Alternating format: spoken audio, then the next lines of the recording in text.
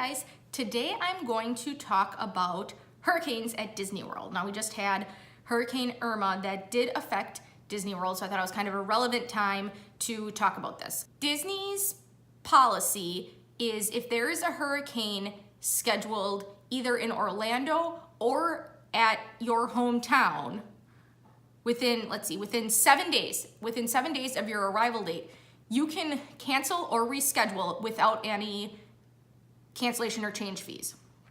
Now normally this late in the game you would have a cancellation or change fee, but if there's a hurricane, they allow you to cancel or reschedule without a fee. Now a lot of people ask, well, I had a discount or a promotion, will I get that if I reschedule? And the answer is not necessarily, only if, I guess no is more like it. The only way you would get a discount or a promotion is if there is one available for your new dates. The discount or promotion does not automatically transfer from your current booking to the new one. Oh, I just bumped you. And another question that a lot of people have is, what happens as far as my accommodations? Do I automatically get the same accommodations? So say you had a water view room at Coronado Springs. Will you automatically get a water view room at Coronado Springs for your rescheduled trip? Only if that room is available. If you think about it, they obviously can't kick somebody out of a room that's already booked for that time because you're rescheduling your trip. So the only way you'll get the same accommodations is if they're still available. And the only way you'll get a discount or promotion is if that is available for your new dates. So that is kind of a crapshoot in terms of what your options are, but they will allow you to cancel or reschedule without a fee. Now, if you have booked your airfare separately, you have to deal with the airline in terms of that. Disney has nothing to do with that if you didn't book your air through them. So when I say that you can cancel or reschedule without a fee, that is only if you have booked your trip directly with Disney. Now, when you work with us, that's considered working directly with Disney. Now, I can't say the same is true for other travel agents, I don't know, but with Magical Journeys, the same policy would be in effect. You would still be able to cancel or change without a fee.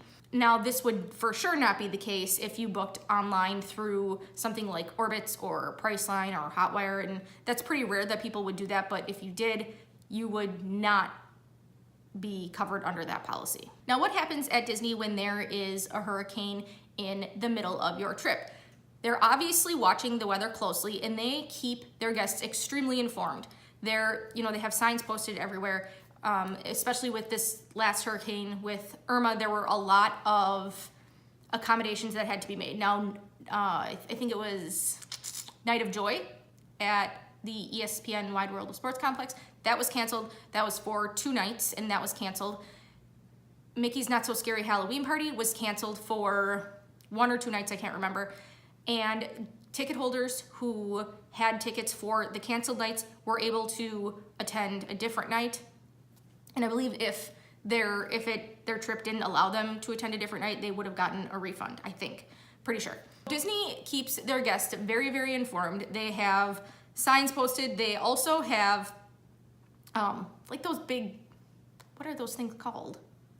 I don't know. They have these big signs that they have throughout the resort saying different times, like for example, the Magic Kingdom closed at 9 instead of 11 to accommodate closing and getting everything set up for the hurricane. Now, what do you do in terms of food? Because the food courts at value and moderate resorts will be closed. You cannot go there. You cannot leave your room if you're staying at a value or a moderate resort. And this is because the rooms open outside to an exterior hallway. It's not completely covered. So you cannot leave your room.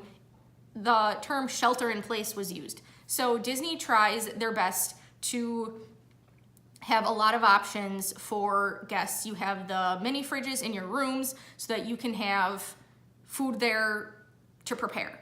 Now, you can get food from your food court at your resort.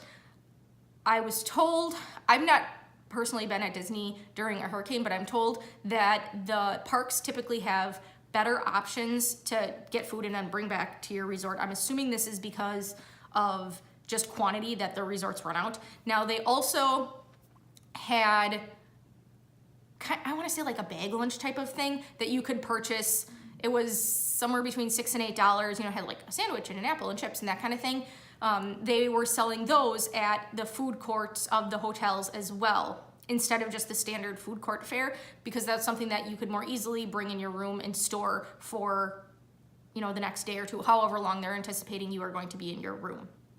Now, if you are staying at a deluxe resort where the rooms do not open to the outside, you can leave your room.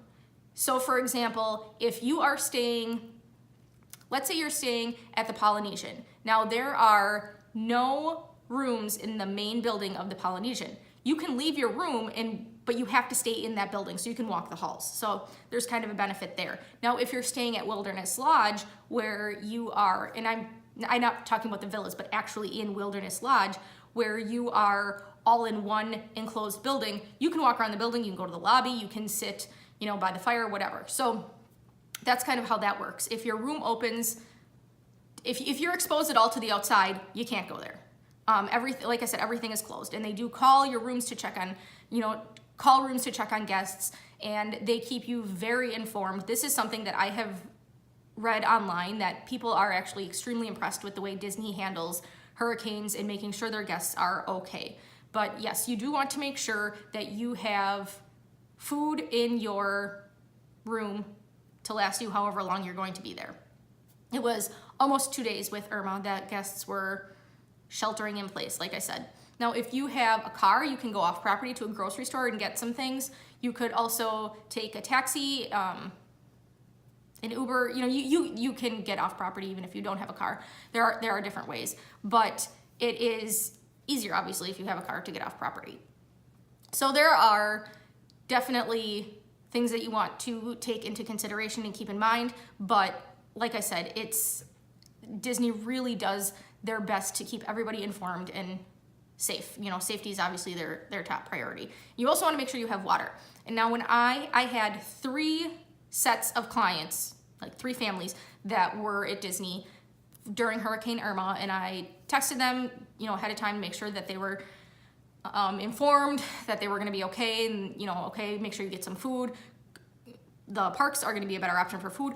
Also think of entertainment, because you can get pretty bored if you are in, especially if you're, I'm thinking in a value resort room where it's a small space and you have, 2 adults and 2 kids and 2 small children. Keeping them entertained for 2 days without being able to leave could be a bit of a challenge. So keep that in mind if you are traveling during hurricane season. Maybe just have a plan in the back of your mind, like some small games or something like that.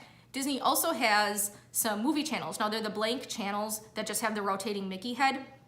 And when there's a hurricane, they play Disney movies on those channels continuously so that you have a little bit of entertainment at least. So it's not ideal, but it is better than nothing. And, there's nothing we can do about the hurricanes, but there you have it.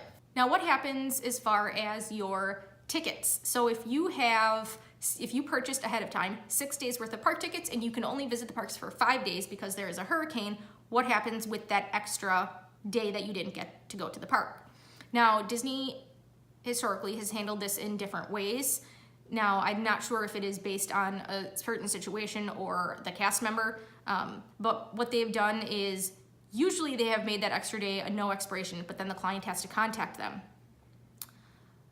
However, they have also done it as a refund, but that's almost nothing when you're just refunding like the 6th day of a 6-day ticket, because every time you add on an extra day, it's less and less per day. So that's not a very big refund. Going from a 6-day ticket to a 5-day ticket is not that big of a difference cost-wise, but sometimes they have done that as well. This is another good reason why you might want to purchase travel insurance, especially if you're going during hurricane season, because if you have a situation where there's a hurricane and now you can't get home for an extra 5 days, the insurance can help cover the cost of the hotel and meals and things like that while you are stuck there. Otherwise, if you don't have the insurance, you're just going to have to pay out of pocket for accommodation and meals and things like that, which you did not account for initially. So I hope you guys found this helpful. I know it's kind of a lot of information, but the gist of it is Disney does their best. Good reason why to purchase travel insurance, and you might be stuck in your room. So I hope you guys found this helpful, and thank you for watching. Bye.